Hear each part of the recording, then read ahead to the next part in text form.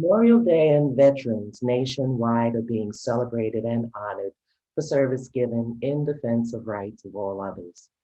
These are human rights broken down and framed within our system as liberty and justice for all. It is both honorable and commendable and ought to be acknowledged and respected because lives were given and lives were taken.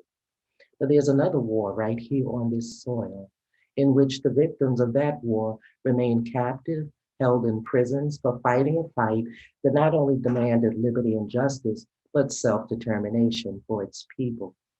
It's the war against Blacks here in America.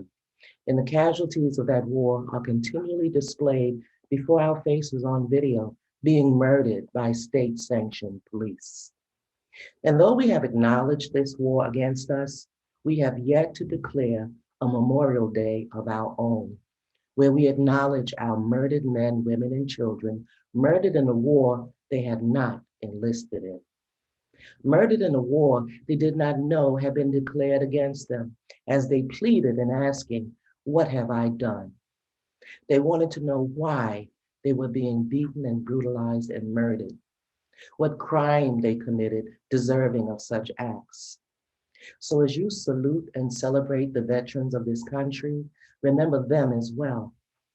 They most certainly didn't enlist in this fight, but their lives were taken nonetheless.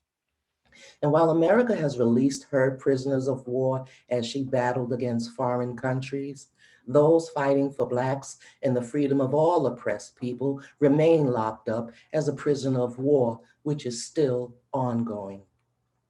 Give honor to whom honor indeed is due. But it's not the protests demanding indeed justice for our people that demonstrate the regard we have for the lives taken. It's the solemn ceremony that acknowledges their life and worth as a human being and our coming together solely for that purpose, whether publicized, advertised, or not. That's what tells the world they meant something to you. Imagine millions and millions of people coming together as they did during the Million Man March solely to acknowledge the murder of their people and those unjustly held captive within the prisons of the United States. Imagine the mourning and the grief that would take place as the total focus is on the life taken, their worth, and their value to us as the person they were. Imagine the pain of a mother surrounded by community who acknowledges her pain because an incarcerated loved one is being held captive, deprived of all human decency, when nothing or no one supports her or her child. We ought to mourn these losses because it facilitates healing, which in turn strengthens whatever fight we deem must be waged. Healing is needed so that we may see how we celebrate the forces against us and indeed enlist in the fights that oppose our liberty and justice while proclaiming it for all others.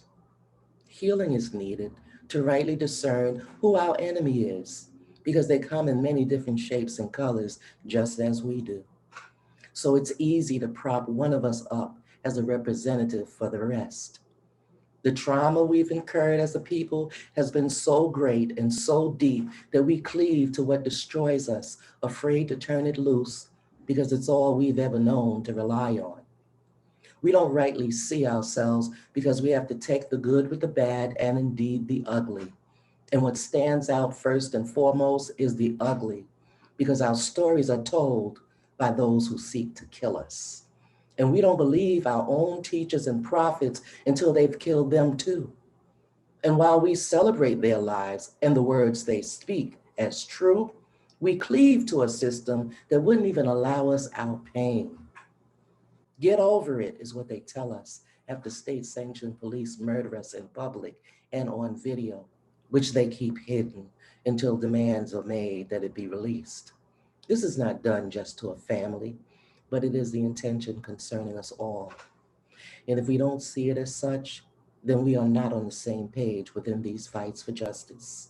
And every man is for himself in the demands being made, for they do not reflect the people and their need for liberty and justice.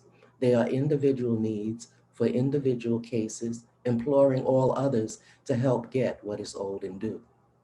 And when they succeed, we remain at risk of yet suffering the same. The sincerest of all intentions can easily be led astray if entering battles foreign to one's understanding. And if taught and led based on what failed and has not succeeded, who can dispute that we are traumatized people reaching for straws? We support a snake because he professes to have shed his skin. We support a proclamation of being Black, dismissive of deeds which have destroyed us. And when they turn and tell us point blank their views that America isn't a racist country, we are confounded and cannot speak or address it and confront it.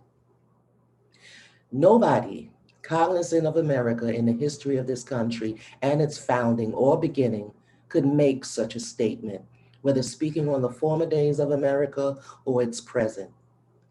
That is the statement of one who knows the deaf, dumb, and blindness of our people, who need nothing more than an apology or an explanation to assuage their hurt feelings. We're so willing to get along, we wait patiently for them to tell us why they've murdered one of us, even after being told that they simply found nothing wrong with it. They know how determined we are to prove the wrong they've done, trying to get them to see as we do. I'm of the position there's nothing to prove. An innocent person was murdered, something needs to happen.